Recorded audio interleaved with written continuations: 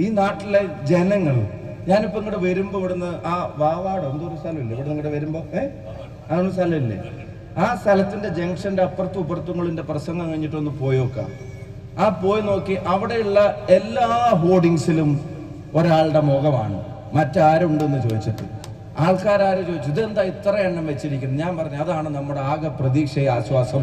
അത് കാണും തോറും ആളുകൾ നമുക്ക് കൂടുതൽ വോട്ട് ചെയ്യും എന്നുള്ളതാണ്.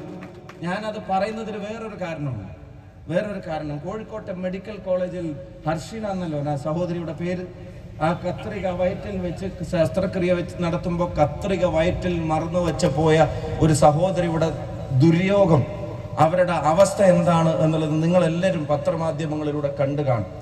ആ സഹോദരിക്ക് അത്രയും വലിയ ദുരന്തം, രാവണക്ക് ഒരുപാട് തവണ ഇടപെട്ടതാണ്, അത്രയും വലിയ ദുരന്തം ആ സഹോദരിക്ക് സംഭവിച്ചിട്ട് ഈ പറയുന്ന എല്ലാ പ്രയാസങ്ങളിലൂടെയും കടന്നുപോയിട്ട് അതിനെ ഒന്ന് ചേർത്ത് പിടിക്കാൻ ഈ ഗവൺമെന്റിന് മനസ്സില്ല. അതിന്റെ കൂടെ ഒന്ന് നിൽക്കാൻ ഈ ഗവൺമെന്റിന് മനസ്സില്ല. ആ പെങ്ങളുടെ കൂടെ ഒന്ന് നിന്നിട്ട് പറ്റിപ്പോയി, പക്ഷെ ഈ ജീവിതത്തിൽ ഇനി നിങ്ങളെ കൈവിടില്ല എന്ന ആർജവത്തോടൊരു ഭരണകൂടം അവരോട് പറയുന്നില്ല.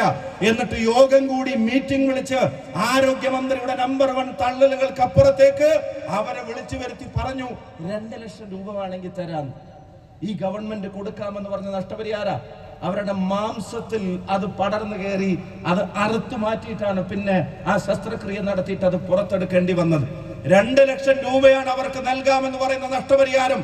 ഈ ഗവൺമെന്റിനോടും അതിന്റെ തലപ്പത്തിരിക്കുന്നവരോടും പറയുന്നു, മറ്റാരുണ്ടെന്ന് ചോദിച്ച് നിങ്ങൾ ഈ ജംഗ്ഷന് അപ്പുറത്തേക്ക് വെച്ചിരുന്ന ഫ്ലെക്സ് ബോർഡിന് നീക്കി വെക്കുന്ന പണത്തിന്റെ 10-1 ആ പാവപ്പെട്ട സഹോദരിക്ക് കൊടുക്കുമായിരുന്നെങ്കിൽ ഈ ഗവൺമെന്റിന് മനുഷ്യത്വമുണ്ടെന്ന് ആരെങ്കിലും പറയുമായിരുന്നു.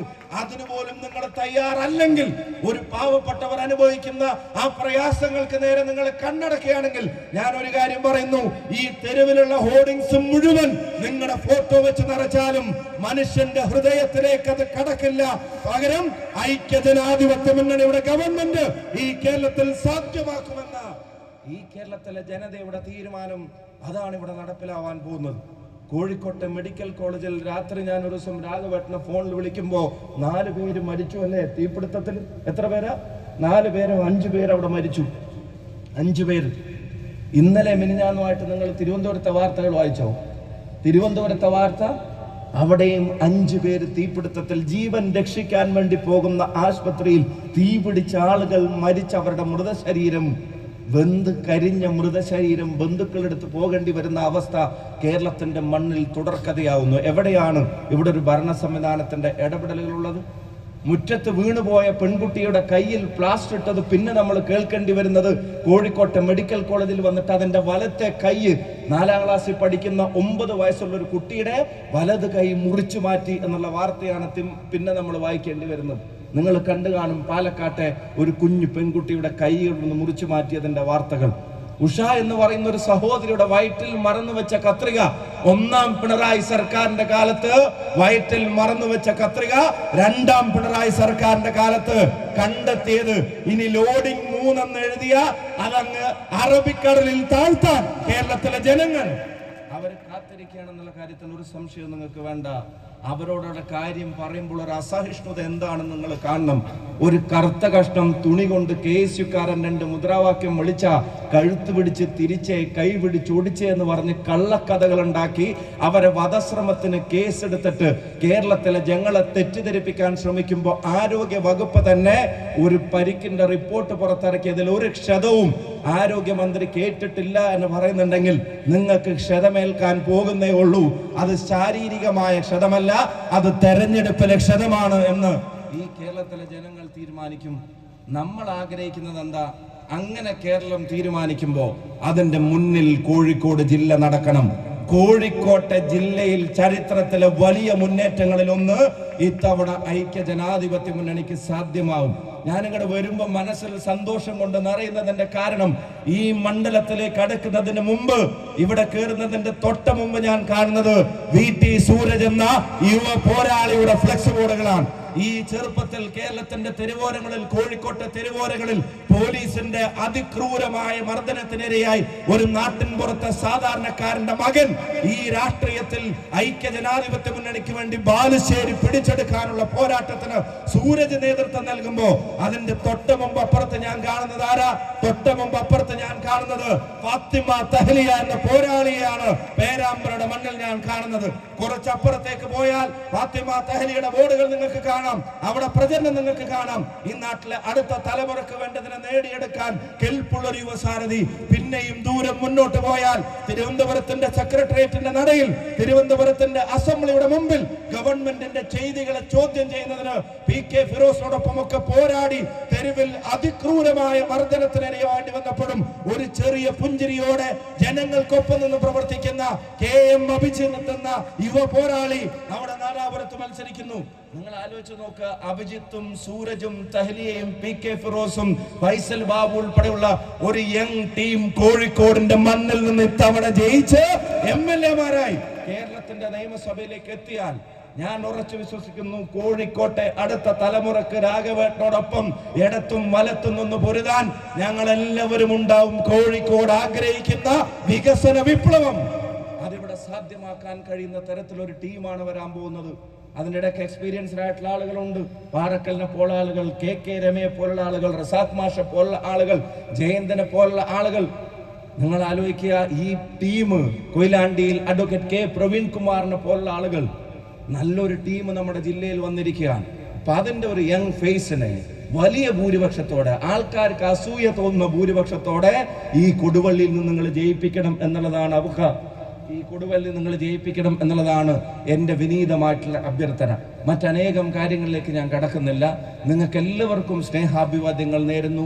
ഞാൻ നേരത്തെ സൂചിപ്പിച്ചതുപോലെ ഇവിടെ വരാൻ കഴിഞ്ഞത് ഇങ്ങനൊരു കൺവെൻഷനിൽ ഇതൊക്കെ ഒരു ആഗ്രഹമാണ്. ഒപ്പം നടന്നൊരു സഹപ്രവർത്തകന്റെ സഹോദരന്റെ ഏറ്റവും നിർണായകമായൊരു മുഹൂർത്തത്തിൽ ഇങ്ങനെ വന്ന് നിന്ന് ജയിപ്പിക്കണമേ എന്ന് ഈ ജനതയോട് വിനീതമായി അഭ്യർത്ഥിക്കാനുള്ള ഒരു അവസരം എന്നെ സംബന്ധിച്ചിടത്തോളം ആത്മസംതൃപ്തി ലഭിക്കുന്ന നിമിഷങ്ങളിൽ ഒന്നാണ്. ഇനി ആത്മസംതൃപ്തിയുടെ സെക്കൻഡ് പാർട്ടിന് വെയിറ്റ് ചെയ്യുന്നത് വോട്ട് എണ്ണുമ്പോഴാണ്. കൊടുവള്ളിയിലെ ഭൂരിപക്ഷം അത് കേരളത്തിന്റെ മികച്ച ഭൂരിപക്ഷങ്ങളിൽ ഒന്നായി നിങ്ങൾ മാറ്റണം. ഞാൻ ഒരു കാര്യം കൂടെ പറയാം, ഇനിയുള്ള ദിവസങ്ങൾ വളരെ വളരെ ചുരുക്കമാണ്. വിരലിൽ എണ്ണാവുന്നത് എന്ന് പറഞ്ഞാൽ അത്രയേ ഉള്ളൂ. കണ്ണടച്ച് തുറക്കുമ്പോഴത്തേക്ക് ഇലക്ഷൻ തീരും.